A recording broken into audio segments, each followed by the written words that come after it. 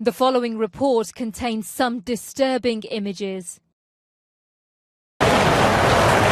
Leaving Damascus, watched by the world, UN chemical weapons inspectors set off this morning to visit one of the sites of last week's alleged nerve gas attack.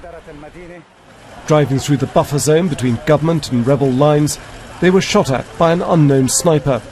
Their damaged car was replaced and they pressed on.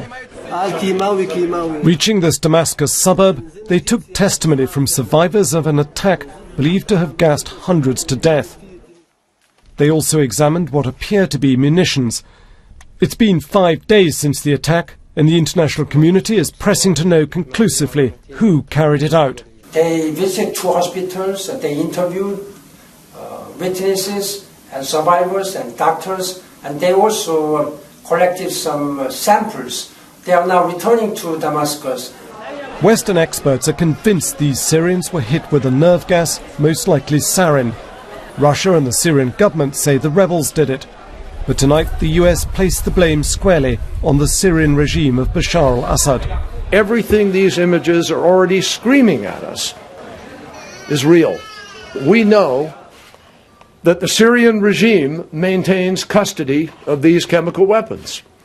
We know that the Syrian regime has the capacity to do this with rockets. We know that the regime has been determined to clear the opposition from those very places where the attacks took place. The State Department said officials were now urgently preparing options for the president.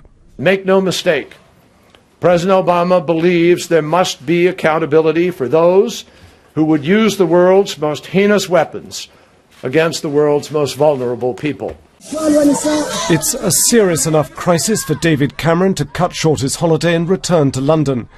He'll be chairing the National Security Council on Wednesday, where the government may well be deciding on how to respond. Is it possible to act on chemical weapons? Is it possible to respond to chemical weapons without complete unity on the UN Security Council? I would argue, yes, it is. Otherwise, of course, it might be impossible to respond to such outrages, to such crimes.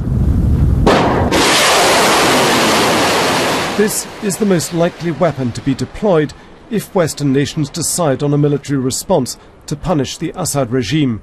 Tomahawk cruise missiles, capable of being fired from hundreds of miles out to sea. But Russia, Syria's close ally at the UN, is firmly opposed to any military intervention. The use of force without the approval of the United Nations Security Council is a very grave violation of international law.